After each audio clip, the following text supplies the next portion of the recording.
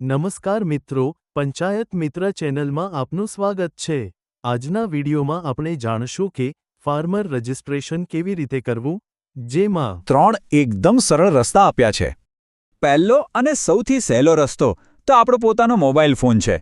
ઘરે બેઠા બેઠા એપથી જ આ કામ પતી જાય। જો એ ન ફાવે તો બીજો રસ્તો છે આપણી ગ્રામ પંચાયત।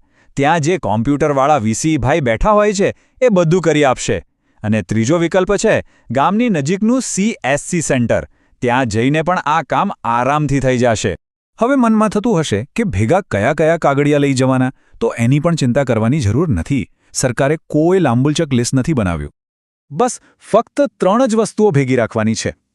એક તો આપણું આધાર કાર્ડ, બીજું આધાર કાર્ડ સાથે જે મોબાઈલ નંબર જોડાયેલો હોય એ, અને ત્રીજું જમીનના પુરાવા તરીકે 8A અથવા 712ની નકલ।